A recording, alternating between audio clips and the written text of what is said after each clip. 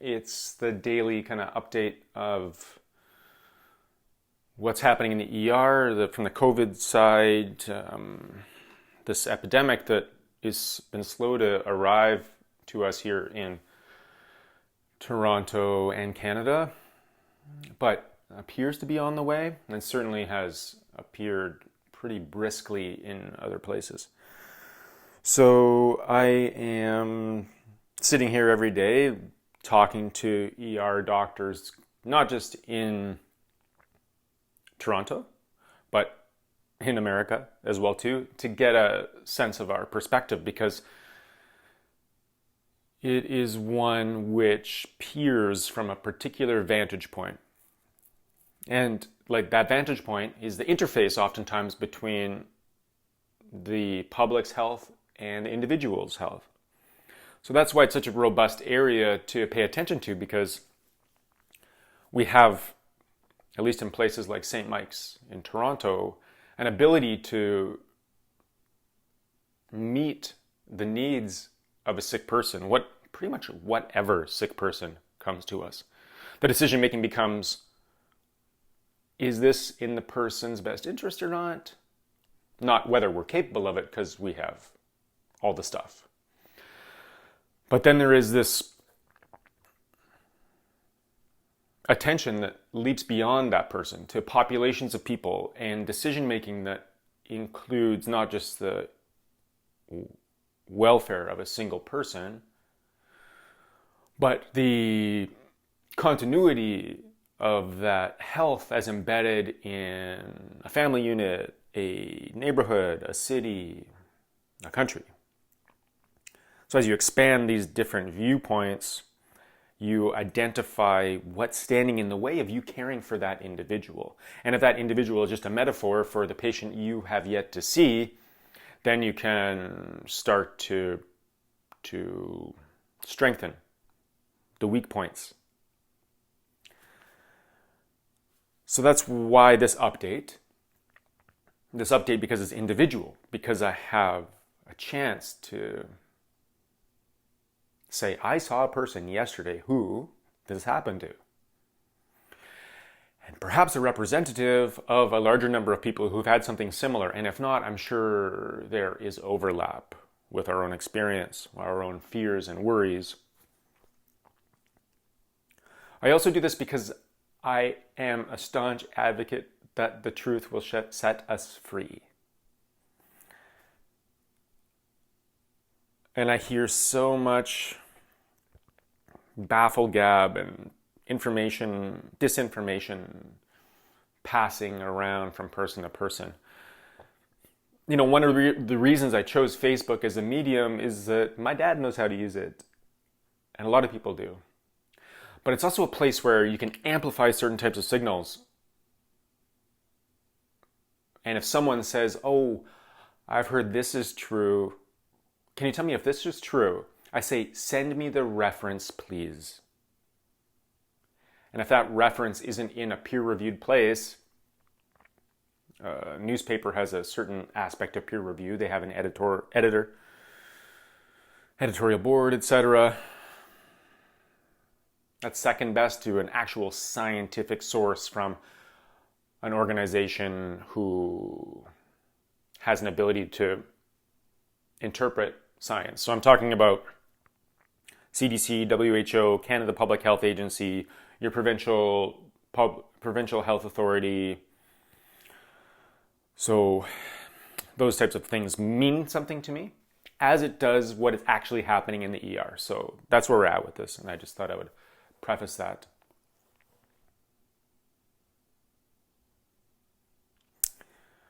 Right now things are mellow. Yesterday they were mellow. We got a chance to walk through the ER and imagine different uses of space.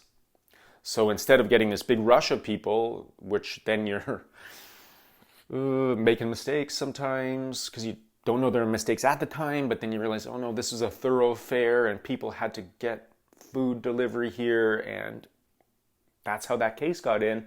Now we get a little bit extra time to puzzle. How do we have a separate parallel pathway for people who are underhoused or homeless who can't go back to the street or the shelter, can't go to detox? How do we keep them safe? How do we actually house them? So there's some movement happening on that, and I'm really pleased to see it. I've been interacting with ER doctors in Toronto, and like I said, a friend of mine in California, and we're sharing information. And I know I lean into this metaphor a lot about health systems being like an immune system almost. But that's the type of messages that get passed between, with interferons and all these different protein signals when a T cell interacts with a antigen or a foreign material. It recoils and sends out some signals for help. And so we're doing that. We're sharing screening forms. We're sharing, I know that my friend at the UHN is working on holding orders for people who have no home and who need a place to stay. And that place right now is the ER. So as we're sharing this information, we're encouraging our global kind of immunity, our strength of our response, a more concerted and intelligent ability to mitigate the worst of this disaster. So there's so much learning that's going to go into it. Right now, we're learning from a very fine, granular level because we're seeing cases. But in retrospect, when this is under control, which it inevitably will be, because we're strengthening our ability to respond, then we're going to have such wealth of knowledge that's going to come up. Okay, so in the meantime, cases are small in Toronto. We haven't seen this wave of critical cases, although we're worried. And we're worried about the returned travelers who've come from afar. And we're encouraging them to stay put, to learn from their neighbors who've really been meticulous. A lot of you have been meticulous in preventing, most important thing, don't get it right now. And don't pass it on if you have symptoms. This is cold and flu season. So a lot of the time we're not going to know what it is that you have, but whatever it is, if you don't pass it on, the anxiety kind of stops. People begin to feel and stay well, and we have less of this interference in our ability to try to hone into this COVID signal. So there's these two purposes, whether you're being screened or not, whether you test positive or not, and I know a lot of people want that negative test, or even the positive test. That's human nature. But as we try to be parsimonious with our resources, sometimes that's not the easiest thing for us to lean into, is assuaging the anxiety or fear of people who just want to know at this stage. But as we decrease the signal of these respiratory illnesses that come up, then we're able to be more specific and focus on control and containment measures. So I know you've heard a lot about that, and I'm sure the radio shows and TV shows are all about that. So I'm not going to spend a lot on describing what those symptoms are. We're going to do two things, and then we're going to get into the meditation.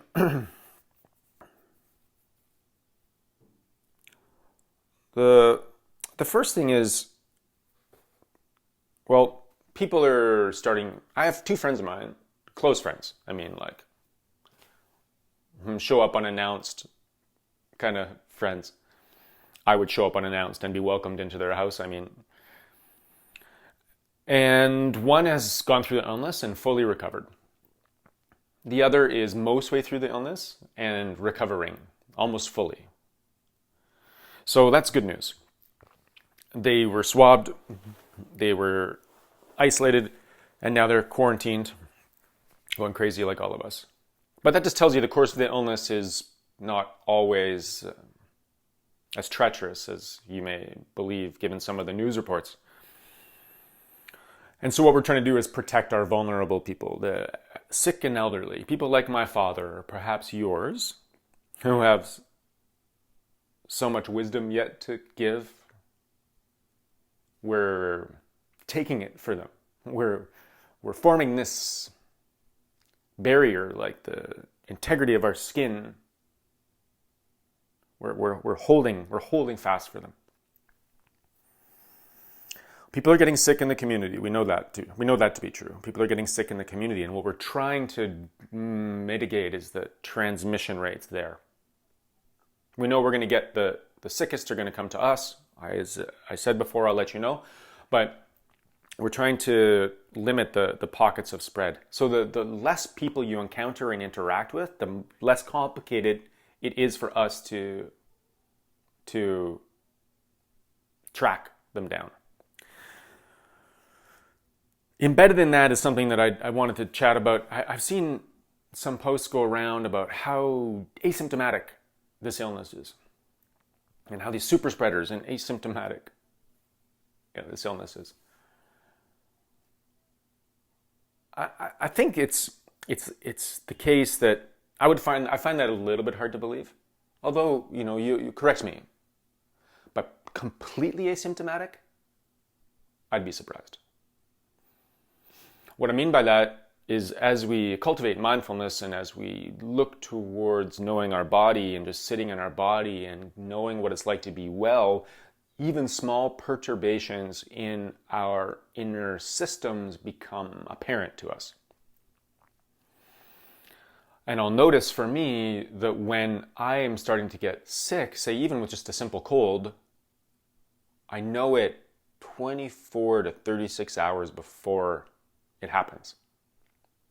Now that's the time when the viruses are replicating in my body and my immune system is just trying to figure out where they are, how to show up. Is it in the throat? Oh yeah, it's in the throat. And then 24 to 36 hours later, I get a sore throat, runny nose, itchy eyes. But prior to that, I have a change in my cognition. My thought pattern becomes different. Sometimes I have the clear thought, something's wrong.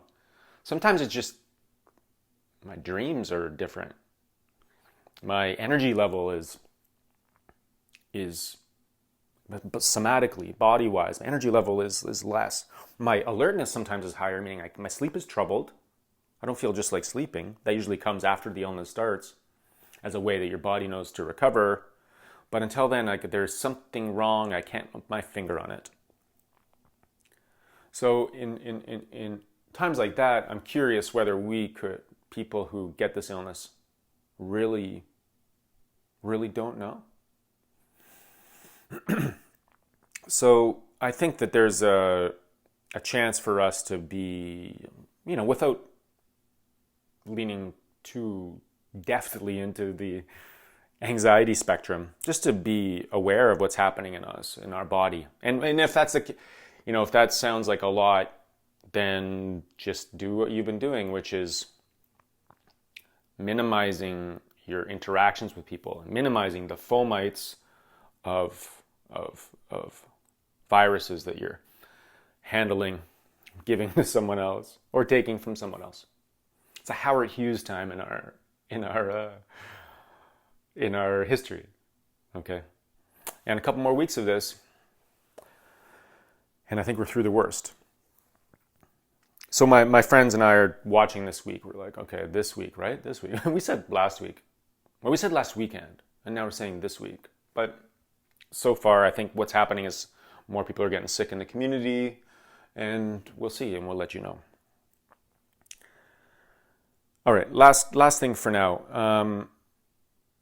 I think there's a chance for us to learn how to stay well. And I'll spend more time tomorrow being deliberate about what that means. What I'm doing, actually, I'm exercising pretty hard for 20, 25 minutes a day.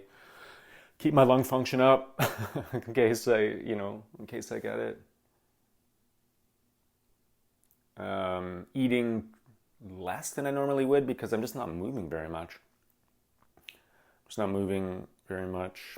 I'm maybe going to the ER sometimes, but I'm not cycling around. I'm not doing as much usual activity. Meditating with you. Just trying to be monastic about this time. So those types of things I think are ways and habits that we can work into this, on being an hour of self-care. So if this is 40 minutes of meditation for you, 20 minutes of exercise. And then, the healthy parts of what we already know from past experience, social interactions, being kind of modest about drinking, drinking's okay. And it sometimes is what gets me through these long days. But getting drunk and letting your body have to metabolize all this extra stuff, probably not cool. Smoking, now's not the time. I actually, should I tell this? Yeah, all right. Actually, I walked into a store yesterday with the intention of buying some cigarettes. I know, I haven't done that for years. And I got to the counter and I'm like, could I have a second?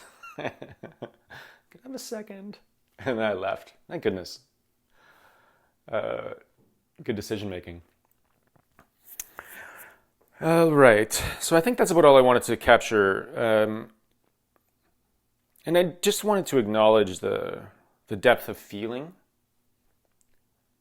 that is part of this experience, the uncomfortable nature of not knowing, the uncomfortable nature of not knowing.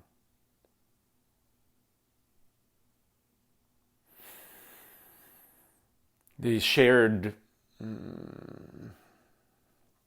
anxiety, I guess, misgiving about the present moment,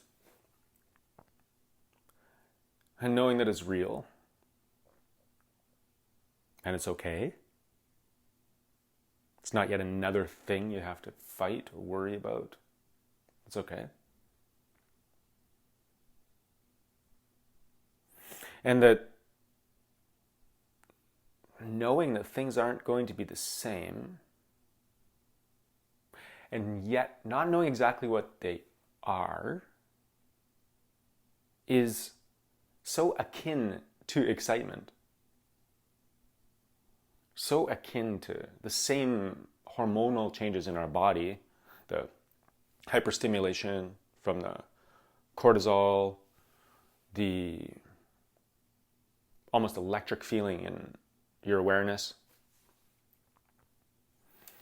It's pretty much the same thing.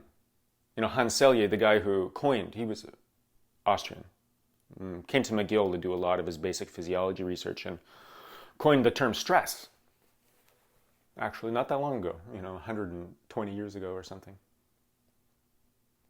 And before that, we didn't have a term for it.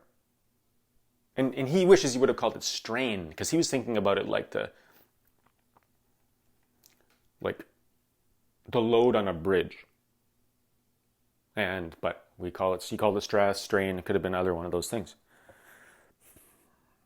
But he was clear that the same phenomenon occurs in, there's no such thing as good stress or bad stress, only stress.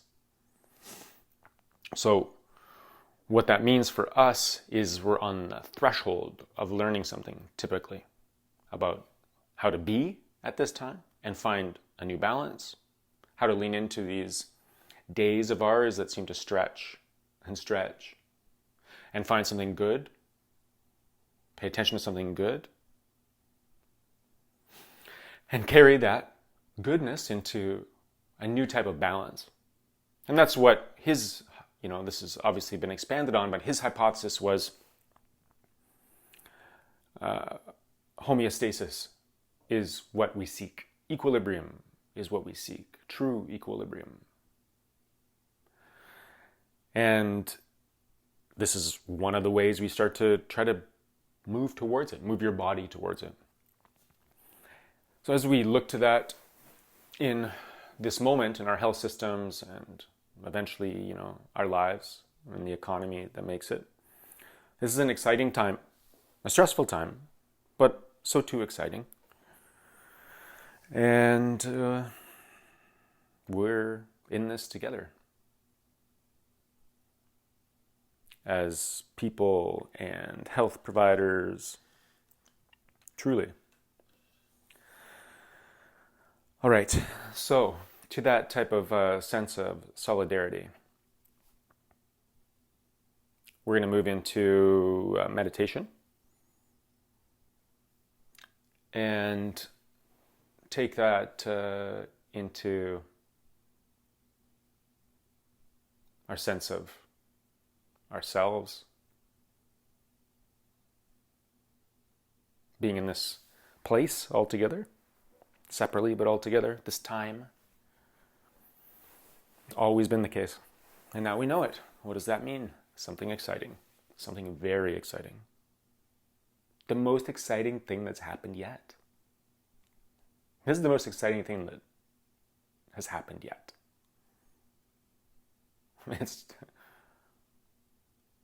I am so hopeful. So hopeful. This tells us who we are. I didn't think I'd get a chance to see this in my lifetime.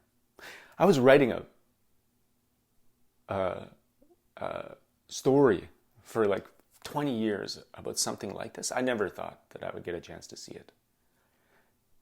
If this is the world, if this is Gaia, the knowledgeable life force, and it can't help but be anything but that, meaning the earth saying, slow down, know yourself, know what matters, protect what you value, protect, venerate the elderly.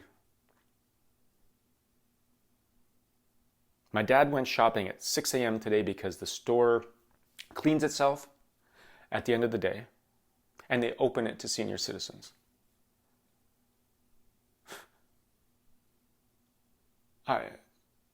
No one made my dad feel special because he's old.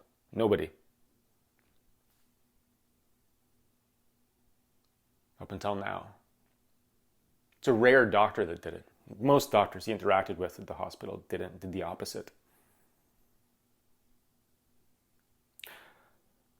So if this is something that helps us know who we are and what matters most to us, how we can really be there with Ethiopia, share knowledge with my friend in California who feels overwhelmed, and with my friend who's just across the street at the Western about how do we hold these homeless people more tenderly? How do we make sure they don't feel like a problem because they're not the problem? How do we put them in beds? You know, that's the best conversations. That's why I'm here and so into this. I just have to fly away to these types of things, but nope, it's come to us. And although it's difficult, it is, there's beauty and challenge, like the best things.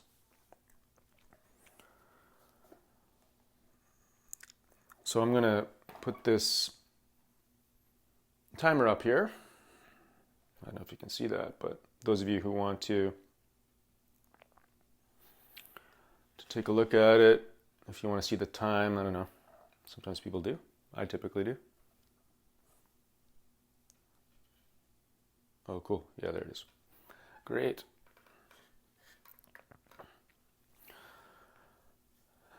Okay, so this, the meditation, we've been doing it for like 8 days, which is great. Those of you who've stayed here and sat. And the effect is kind of lingering, and at times it's kind of cumulative. We've been through some pretty tricky territory with some concepts that may be unfamiliar to those of you who are just starting to sit for the first time. So tomorrow I'm going to kind of reset it. But today we're going to move to, can think, two directions that seem a little bit, I don't know, advanced is the right word, just different. And if that doesn't work, the way that these are nested in terms of these sits are you get a focus at the beginning that you can stay with the entire time. If you get lost or confused, if my language is imprecise or unclear, then you can stay with any object of focus that works for you throughout the entire sit. And if you're able to do it, once the bell rings and you stand up. So that's where the kind of rubber hits the road. When you start to get the greatest and lingering kind of traction with mindfulness or meditation is when you notice throughout the day, oh, what was that object of focus? Oh, yeah, right. It's available to me now. Cool. And then you kind of move into a different type of practice. All right, for the time being, we're just going to do our usual seated one, and it'll start and end with a bell.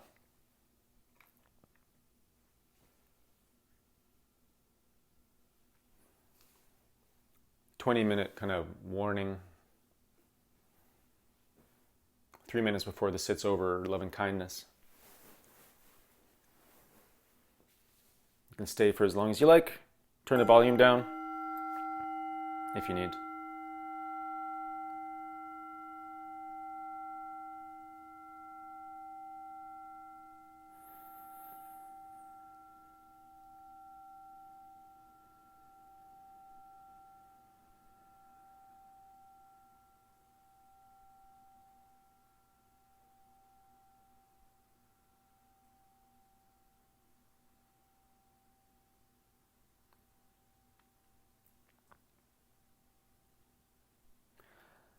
So these last strains of the bell are my favorite because this gentle arrow towards a feeling of kind of presence. Just a permission, I guess, to sit. The bell, the burst of the bell erupts and startles me. And the last echoes are just this kind of soft reminder that I've made this time for myself.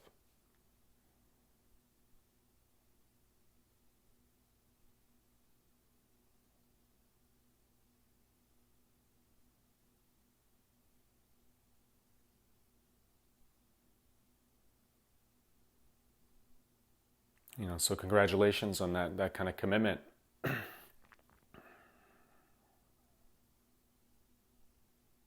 It is just that. The permission to care for ourselves that gives us the capacity to be there for others.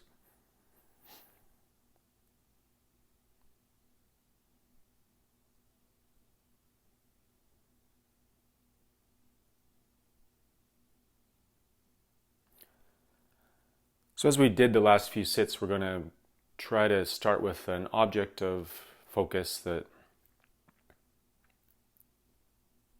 abides, kind of a home base, something to return to. Throughout this sit, if your mind starts to get scattered or feelings of something else to be done creep in,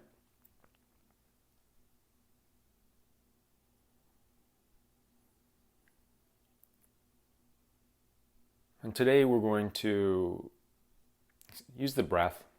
It doesn't have to be. You can use just the stillness of the posture like we did yesterday, the sense of your body at rest if the breath doesn't pique your interest or is associated with too many feelings. It's up to you.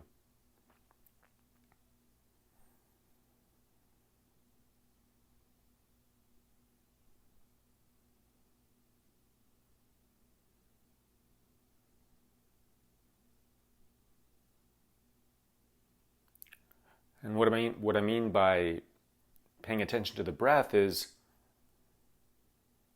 clocking the sensation in your body of what your breath actually is, how it feels.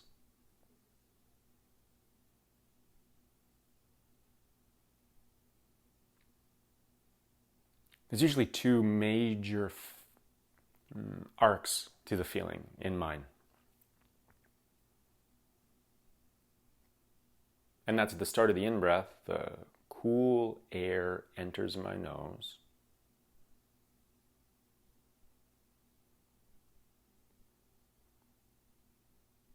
And then about a third or half of the way through the breath, I start to feel the kind of stretch in my chest.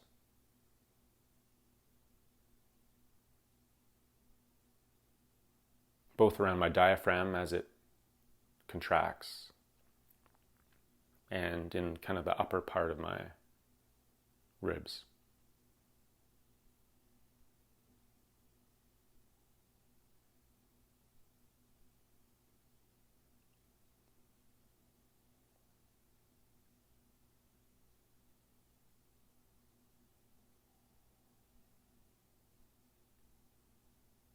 When I hold at the top, the feeling of breath entering my nose leaves. I have the sensation of fullness in my chest.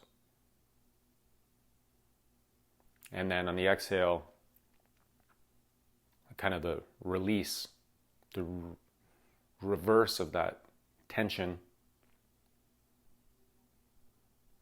And I don't really feel the air in my nose because it's been warmed to body temperature. Near body temperature.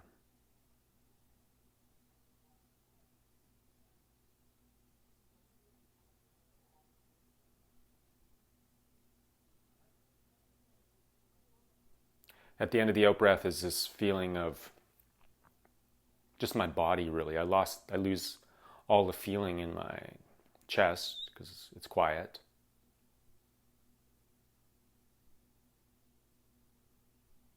And then I just have this, rises up in the absence of that feeling is kind of a vague shape of just my body at rest.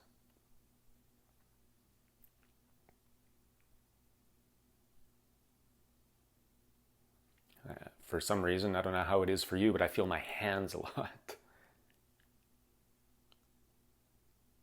I think it's just the nerve endings or their warmth as I rest them on my lap.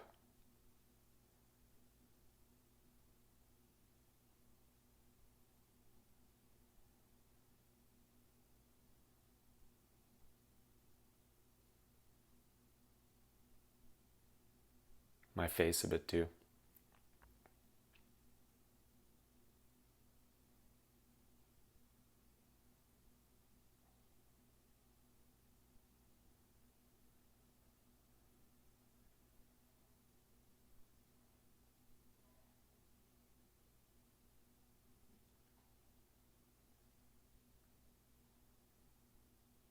So these are the corners of the breath. I don't know if corner is the right word, but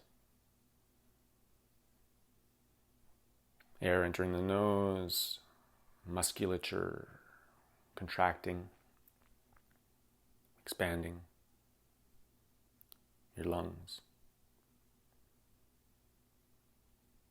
Slow diminution of that feeling. Rest, the feeling of the body at rest.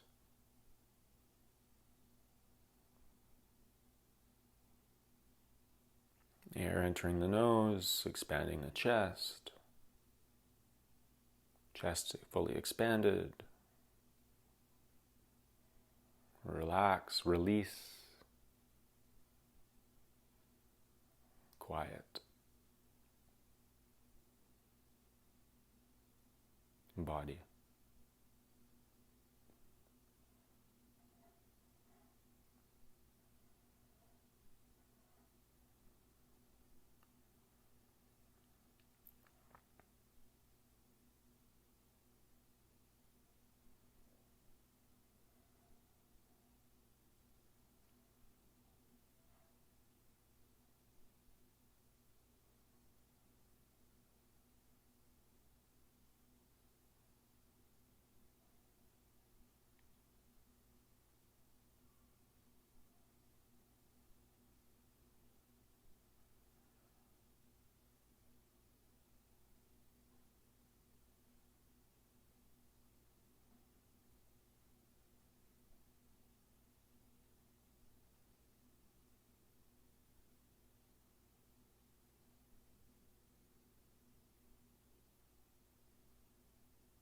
Well, that's good. We're going to stay with this, or if you have a different object of focus, say the still body or sound, whatever.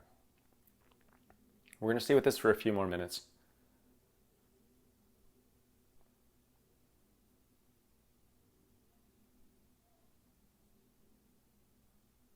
And as you allow yourself that permission to become curious about this experience, whatever you're choosing to pay attention to, you may notice that it's kind of space in your awareness kind of broadens. You're becoming both more clear and more concentrated.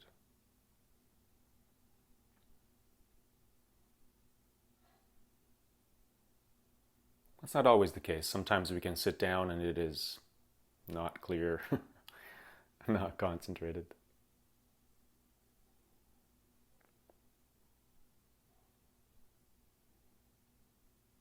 It can be different from day to day, second to second.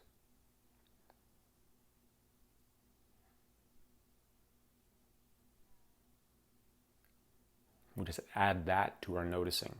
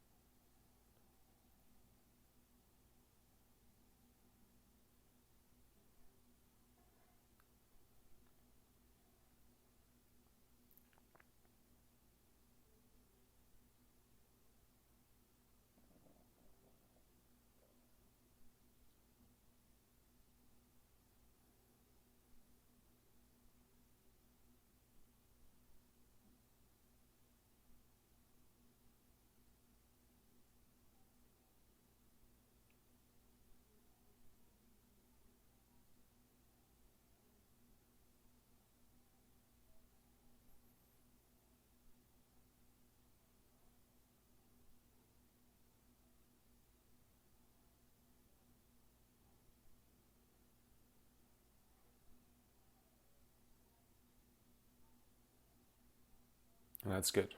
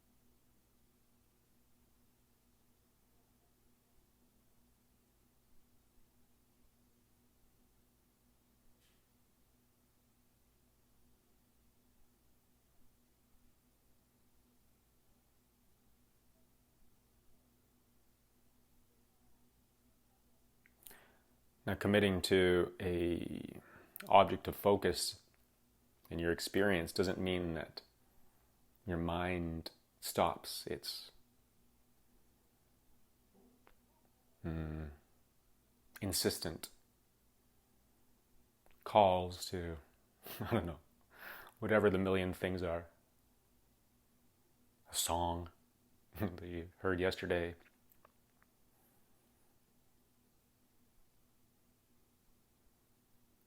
questions, judgments. Those are the worst usually.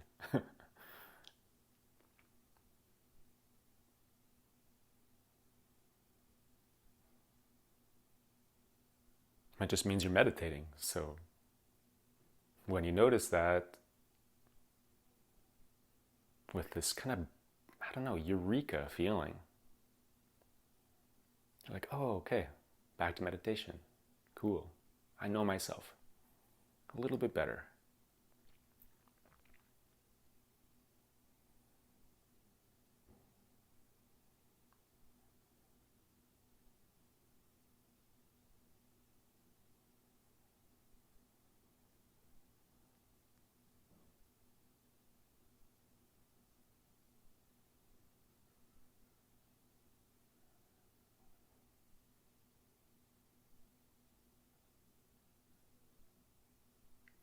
Oh, I'm going to stop now. Something else I should do. I meant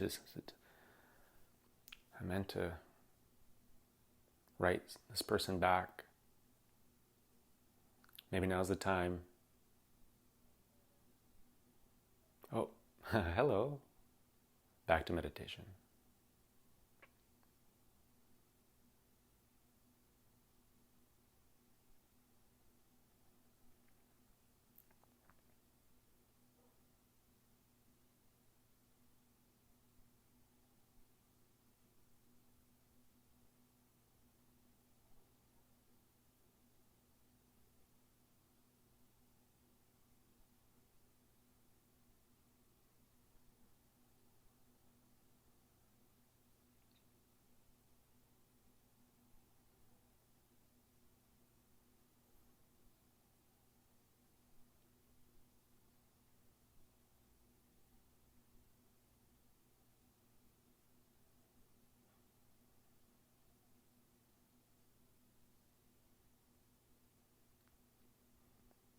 I'm just staying with the breath here if you're following along.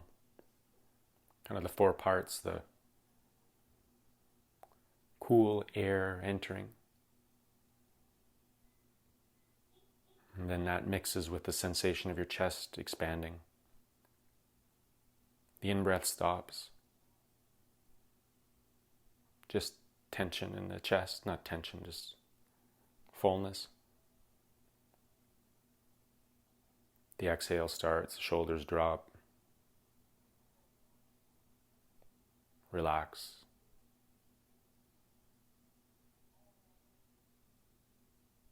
Pure rest.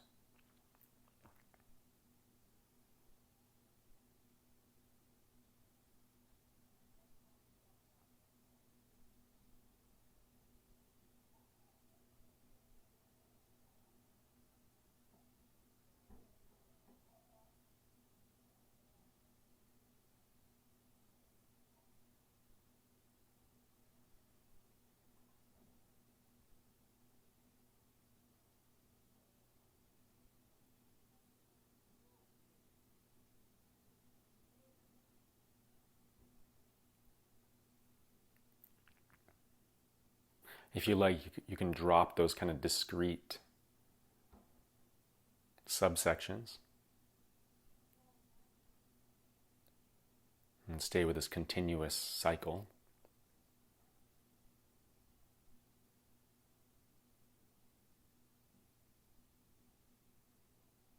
But if it helps to kind of be more meticulous with categorizing, and sometimes it does, then you can stick with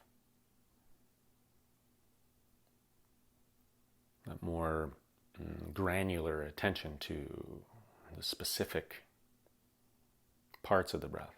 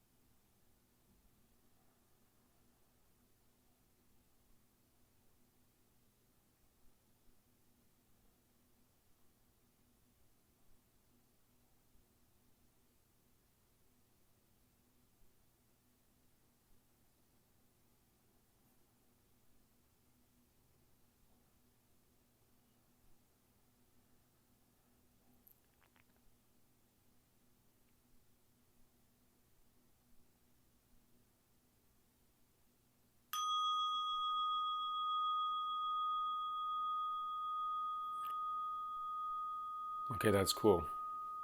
And those of you who want to stay with where you're at, you can turn the volume down. Those of us who want to do a bit of marching around, like the consciousness explorers we are, can stay here. And remember, if you start to lose focus, the intention of this is to kind of not get too muddy. You want to be alert and concentrated. So if you find yourself kind of wavering from the breath into memory plan, fantasy, judgment, then come back to it, either those kind of 4 or 5 deliberate facets of it. If you become concentrated, then you can move just to the one continuous breath. If you lose that, back to step back. It's not a capitulation or failure, it's just being honest. If I'm by myself, sometimes I'll actually just use spoken labels and say like, in breath, out breath, if I'm really distracted or I'm upset. It's not a contest. It's just permission to be where you are, who you are.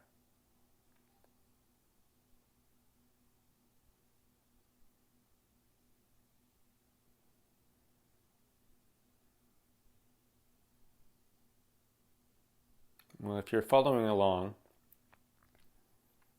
and you're staying with the breath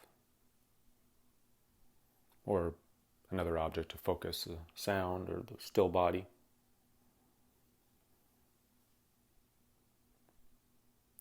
we're going to fine-tune our focus to an aspect of experience. The interface. What my teacher, Shinzen, and his teacher, Sasaki Roshi, would call expansion and contraction.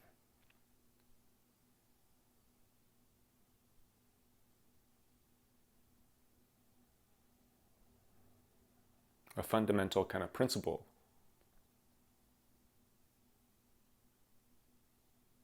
at play as the substrate.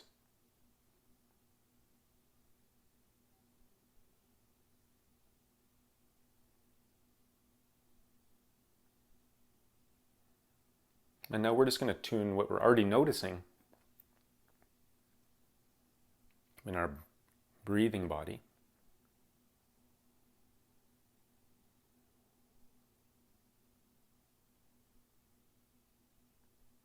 And what I mean by that is, if you're able to kind of concentrate and be there for the breath,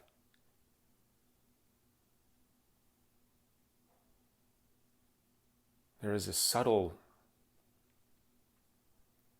feeling of the two forces in kind of both the in-breath and out-breath, expansion and contraction.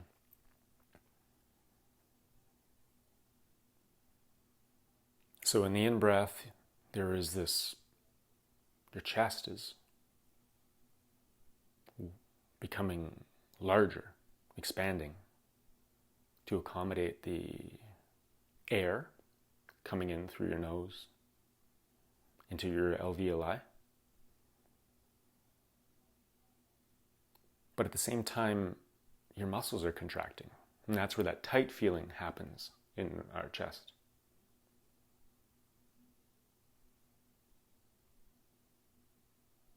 Our diaphragm is contracting. The muscular fibers are pulling themselves closer together, and at the same time, our chest is expanding.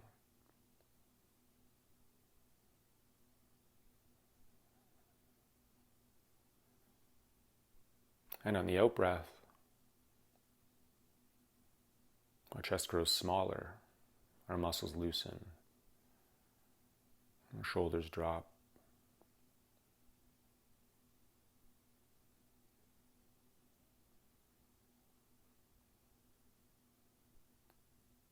So in the in-breath is this sense of growing larger and smaller. The muscles growing smaller, tightening. And the out-breath, that kind of shrinking with a sense of expansion, a relaxation.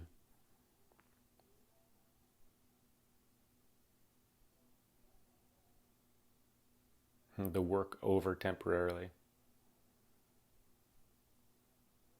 Oh, here it comes, in-breath. Growing bigger, contracting.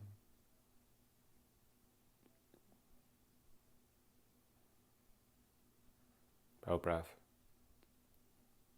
Relax. Smaller.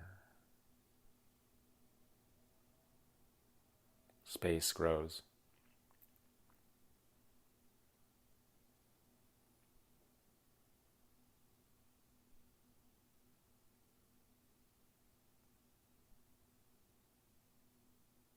If that makes sense to you, stay with it for a while. That invisible interface.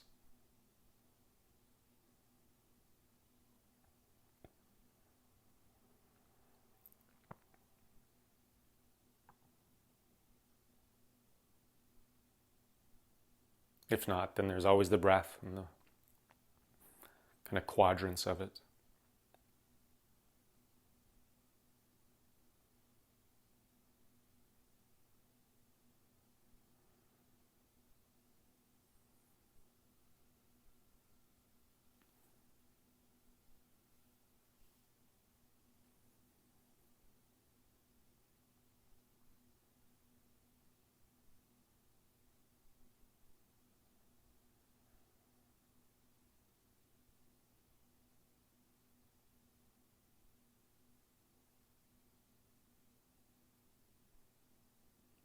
If we can hang on to that, though, then there is that dance of expansion and contraction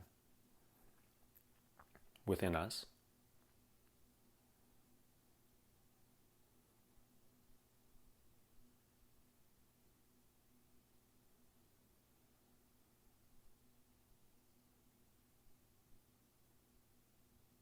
Certainly in our breath, for sure.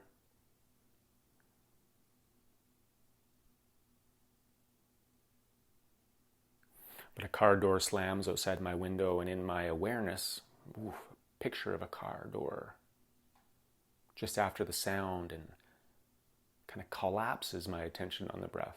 The car door expands, and my concentration on my breath disappears, at least temporarily, contracts.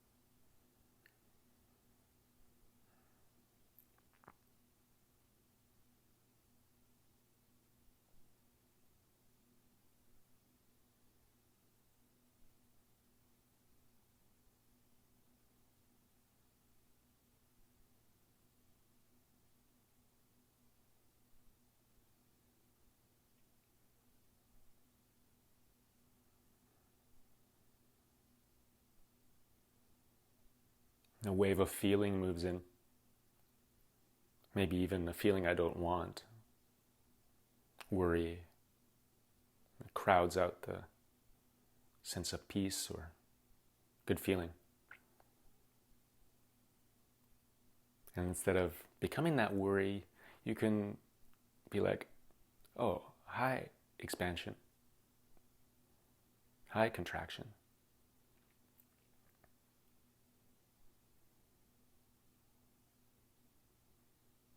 Sometimes.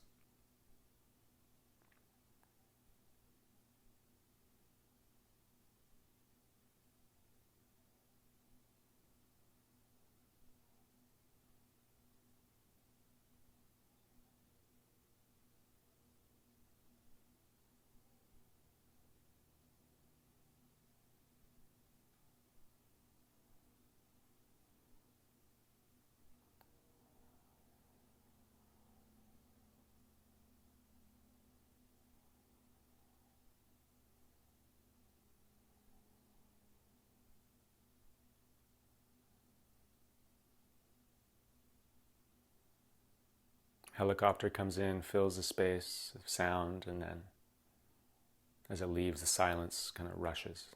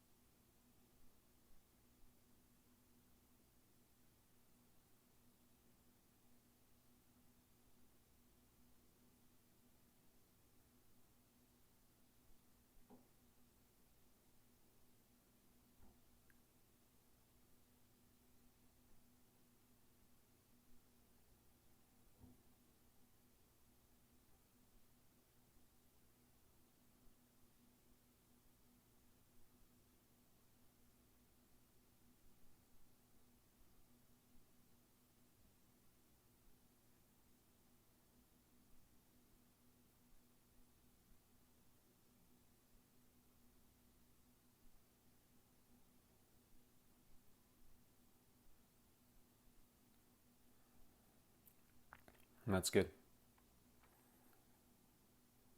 Stay with this.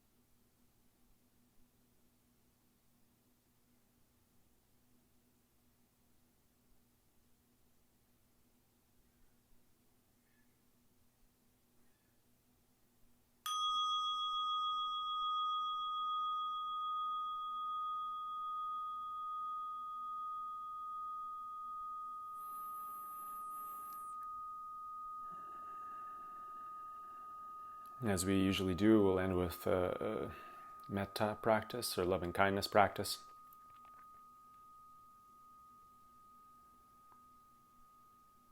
This Zen poet I like named Ryokan says, "The pain of this world is enough. It makes me want to save everyone. If only these black sleeves were wide enough and deep enough, I would put them all inside."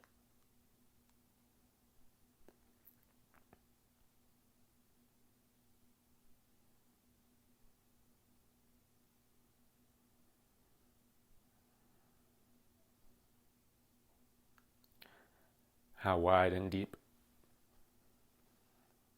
our sleeves are. Big enough for everybody? Not mine. I'll work on it.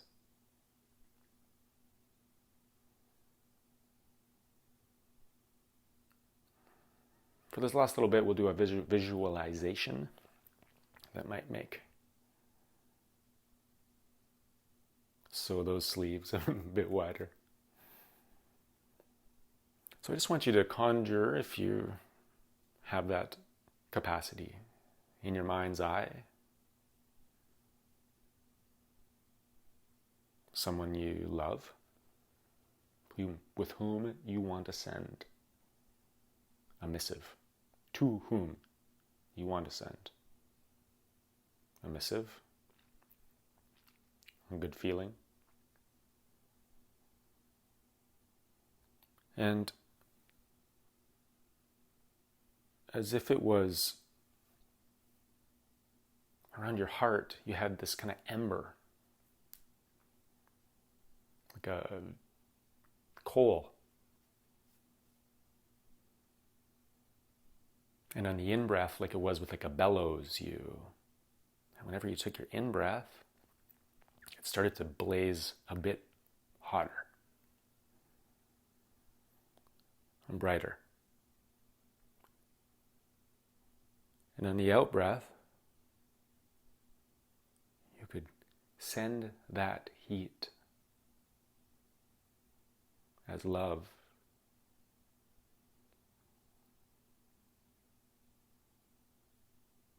to wash away their fear.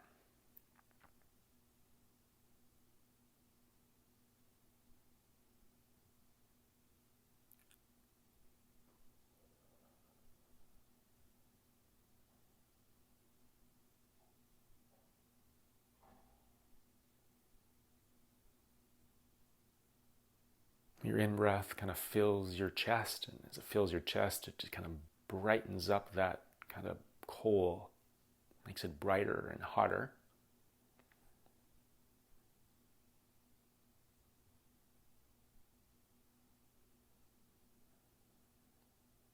the exhale, you blow that heat,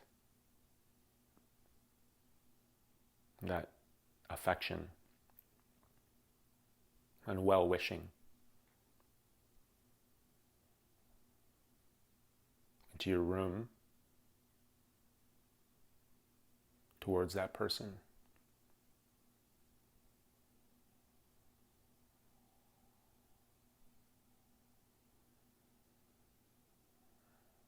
As if it could kind of envelop them like a hug.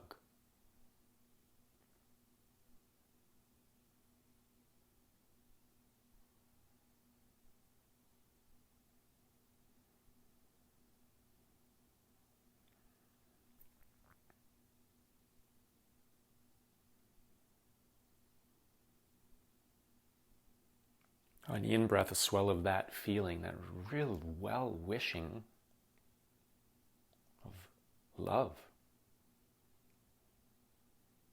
And make it hot. On the out-breath, as if it suffuses, not just through your breath now, but through your pores of your body.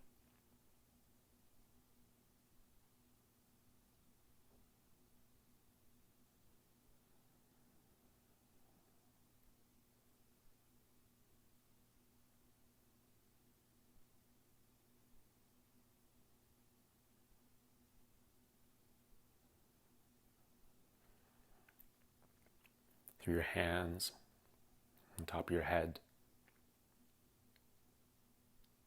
out your chest.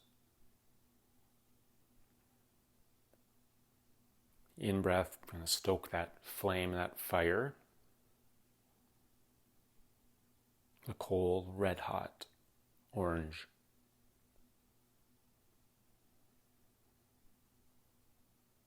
Exhale, radiate. Hold.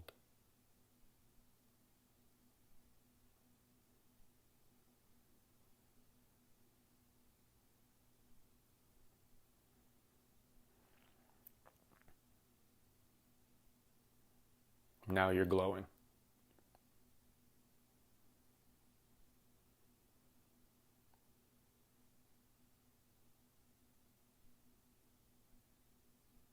Radiating through the in-breath and the out-breath. And as if you could fill this room and send that good feeling, goodwill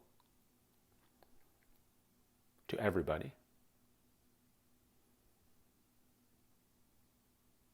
A sense of security,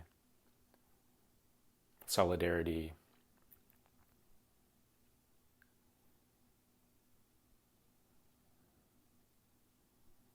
all the people afraid and alone everywhere in the world right now. And if you could just melt that,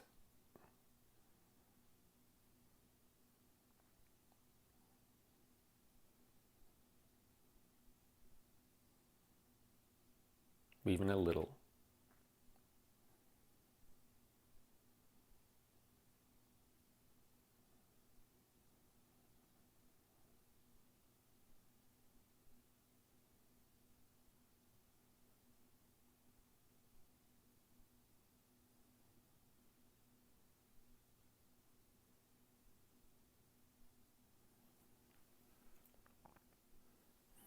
carry that sense of good feeling and affection throughout your day, even once this sit is over.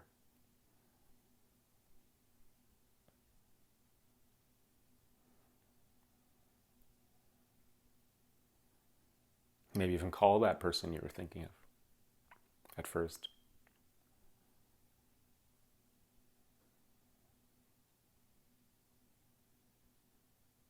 Just hold it a bit longer.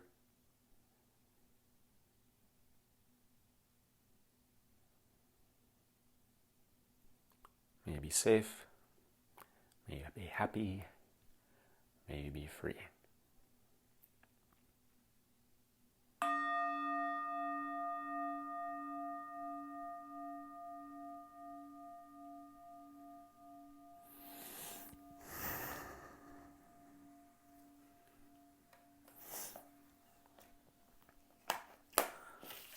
that's the final bell.